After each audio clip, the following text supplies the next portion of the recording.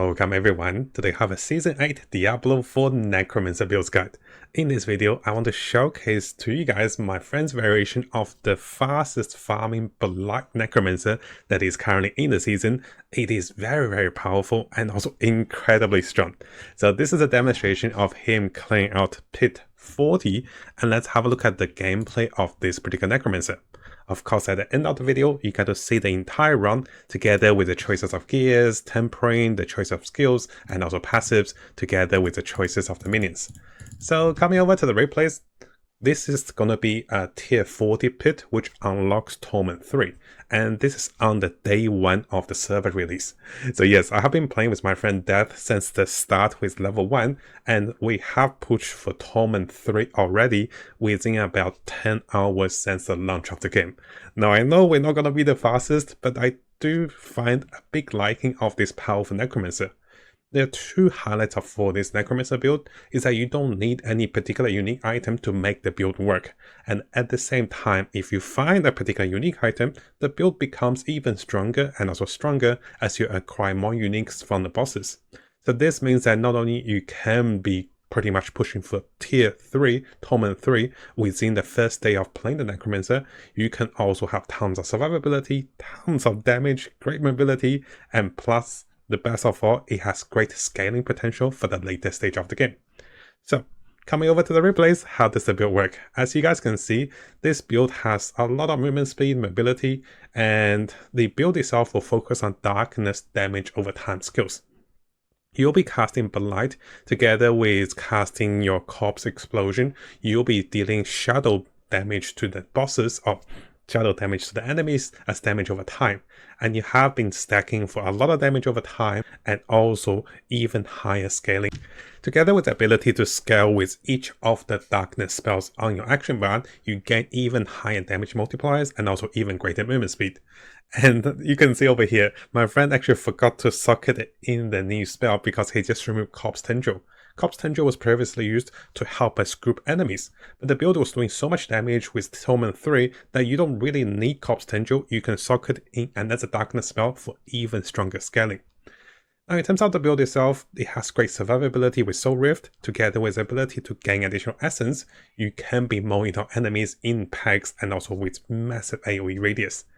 The build can also incorporate a little bit of blink if you guys want to go for the route, and there's also a lot of variety of adjustment as to what choices of the aspects you can be using at any stage of the game. Because the build is extremely flexible, so this means that even if you don't have one or two of the particular offense or defensive aspects, you can still make it work. Now, because we're sacrificing our minions, you can gain tons of life, resistance, and also higher damage, really depending on your playstyle. So this really allows you to push forward all the way up to Torment 3 and also even Torment 4 on the next day, once we have a bit of break. And you can see, there's tons of damage over time, great AoE, and the damage number is actually pretty bonkers. And usually we don't have the damage number on, but just to show you guys the damage and also the ticks, you can see the bosses or elites are dying super fast. And finally, coming over to the boss, of course, it has great bossing potential, and you can see the damage over time on the boss, and also the staggering is stacking up really fast simply because the choice of the unique weapon we're using. Once the boss is staggered, the damage number really kicks in, and within a few seconds, there goes the boss. Now during this time, you guys might have noticed we're not using boss powers, especially the Blight beams, and this build can be amazingly powerful even without any of the boss powers, and it can scale further with boss powers, especially coming with Blight. So how come we're not using boss powers is that not only that over here I actually forgot to get my reputation. You can see that myself personally, I actually didn't get the boss powers unlocked because I forgot to do the seasonal quest. It just happens. And also as for my friend, he's waiting for the Blight beans and he didn't rush for Blight at the moment. We're just clearing out high difficulty, farming Hell Tide and also different content together with pushing for the pit at the moment. So yes, the build can become even stronger with the boss powers, and it is already amazingly powerful without the boss powers, and you can see its powers in Torment 3. So coming over to my character and briefly explain the build to you guys, and yes, a big thank you to my friend Dad who's been sharing us with the footages. I'm a little lower level than him, but I'm using the similar gears and also setup. You can see that I'm still using Corpse Tendril, which is also a great variation, which I have for you guys in the builder's guide below. Now, you can see that I'm currently using two different unique items. I'll briefly explain how to gain those items and what happens if you don't have those items, what are the best alternatives, and what are the choices of those gears that can help you go through any stage of the game. So how does the build work? Let's come over to the skill passives, and maybe this is easier to explain. Over here, we can be creating additional corpses by using Rip. This is also a darkness spell that we're going to keep on the skill bar. We'll be dealing additional damage over time with Blight, and this will allow us to deal even higher damage to enemies. Together with creating more corpses and also dealing a little bit more damage over here, which is okay but not needed, you have great survivability with Blood Mist. And for me, myself, I also have Blood Mist auto triggering detonating the corpses, but this is also a personal choice, which I explain in the variation. Over here with Corpse Explosion, you'll be doing additional darkness damage, which all goes towards your Shadow Blight scaling with your core skill passive. You'll be consuming corpses, and as you consume corpses, you deal more damage, and together with more damage while fortified and also gaining even more barrier with Lucky Chance. Over here you have cooldown reduction with Decrypify, which is amazingly good because you'll be auto casting this one as an aura. You can have the options of using Corpse Tendril to make enemies vulnerable and also group them. There's also a variation which you don't have to, which I explain on the later part. So if you don't want to use Corpse Tendril, you can still make enemies more vulnerable with Soul Rift, and with longer duration of Soul Rift, this becomes even stronger in the later stage of the game. One of the best scaling for the build is to stack darkness spells. For each of those spells on the skill action bar, you have increase of damage and also movement speed. At the moment with rank 4 or rank 6, I have 12% movement and also 12% more damage with each of the darkness spells. You can up to 5 or even more. And at the moment I have 4, but once I take away Corpse Tendril, I can have 5 darkness spells. Over here we have Gloom and also we have Terror, which will also help us to deal higher damage, together with the ability to stagger enemies using the darkness stuns. We will be using Soul Rift for gaining essence, gaining barrier, and also additional damage, and also more survivability. Here we will be sacrificing all of our minions, dealing more damage after casting ultimate, and also gaining damage reduction and also higher damage. One of the highlights of the build is to deal Shadow Blight damage, and this is by triggering a lot of damage over time through the darkness spells. So coming over to the items of choice, this particular unique weapon is great, and this allows us to gain access to more darkness spells. So for example, if I'm planning to remove Corpse Tendril, and over here you can see that I have a number of darkness spells, I can just put on my skill bar and I don't even need points in them, and I won't be using them. I'm only putting those there just for the passives over here, which will be great for us to have even more movement speed and also more damage scaling. Now for the case that you guys don't have this unique weapon, what I recommend is a two-handed axe with damage over time implicit, and also some intelligence, some damage over time, and then chances for Blight to cast twice with additional darkness spell damage.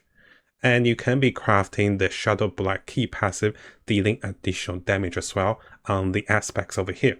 But once you have this, you can then move the aspects to somewhere else, like over here, and you'll still gain great damage.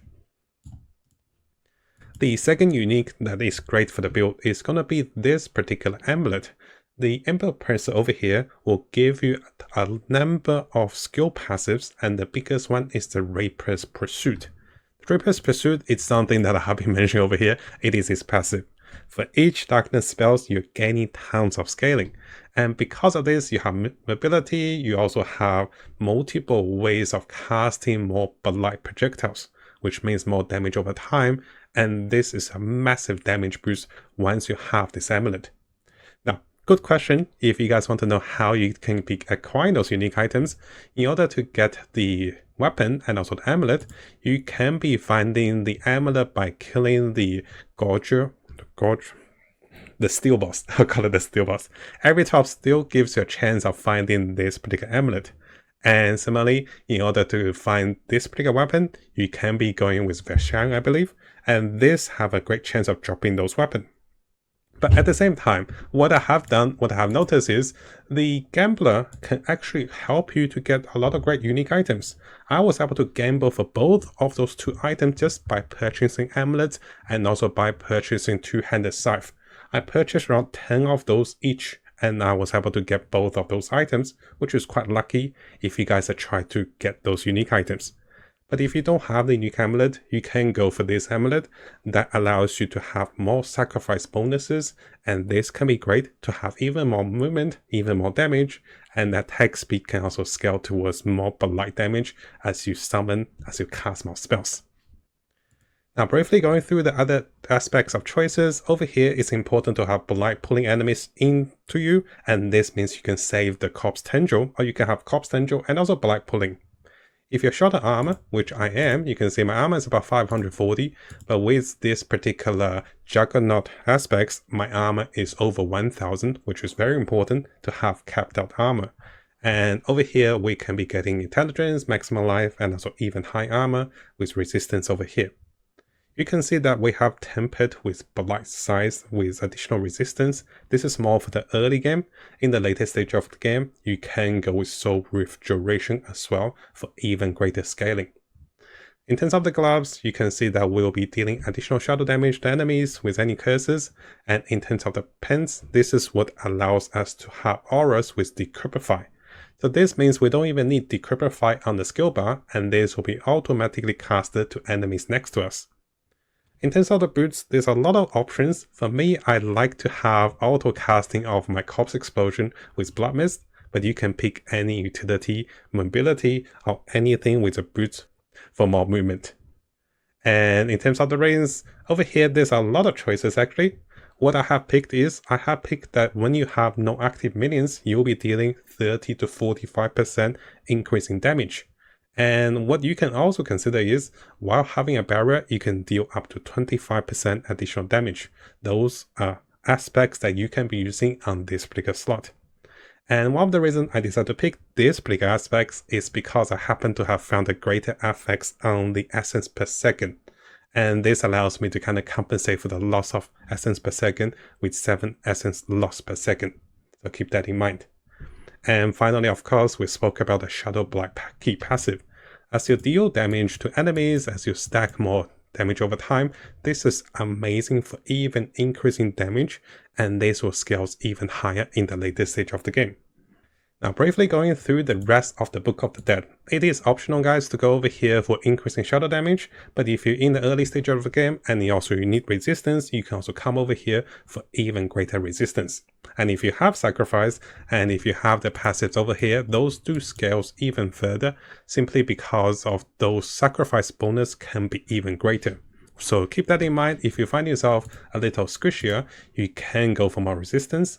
And then what you can do is you can come over here to this golem over here to even acquire even bonus 20% more life. But of course, having more attack speed means you'll be casting more spells, dealing even higher damage.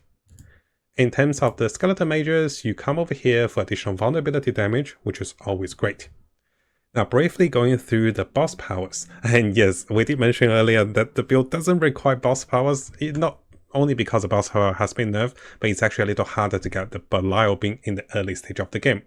You can use the Belial Beam as your main source of damage, together with Andariel's Flames over here for more damage taken with damage over time, and also with Serate's Flame over here for increasing damage to all elements, and then finally the Wandering Death Chestbeam, which allows you to have the chance of executing enemies, which is also great for the build for even quicker clears. Now, briefly going through the rotation and also skill casting for the build, it is actually quite straightforward. When casting Blight, you'll be able to pull enemies together, and you do want to be casting a Corpse Explosion, and this allows you to have more damage over time.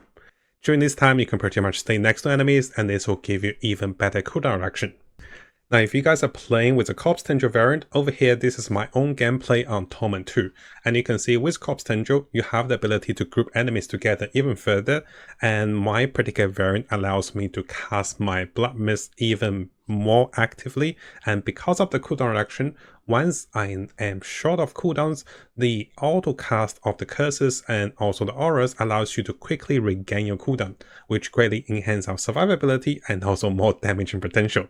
So the build is very flexible, it has great utility, tons of survivability, and also great damage. Now in terms of the boss fight, it is pretty straightforward. You're basically casting all your Blight spells onto the boss, and should you feel the need for it, you can use Blood Mist for survivability. And as we can see over here, once we stagger the boss within 5 to 10 minutes into the fight, your damage and also amplification really goes up. And having high attack speed means that you can be casting more Blight and also dealing even high damage to take down the boss within a few seconds.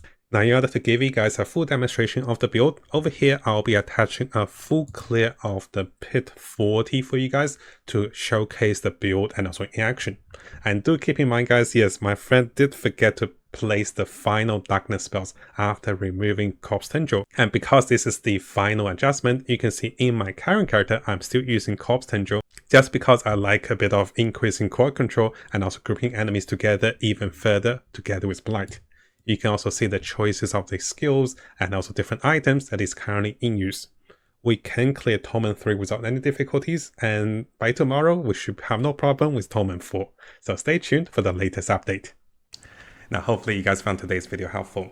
Again, a big thank you to everyone on YouTube, especially our supporters and also those of you guys who's been supporting me on Patreon as well.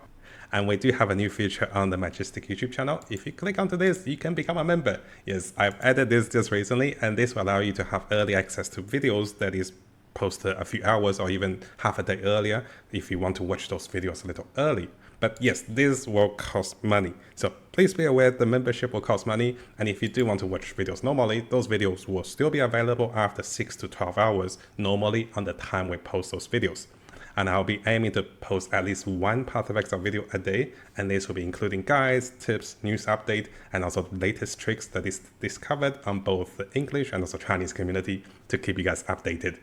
And if you like those videos, make sure you leave a nice comment and also leave a like for those videos.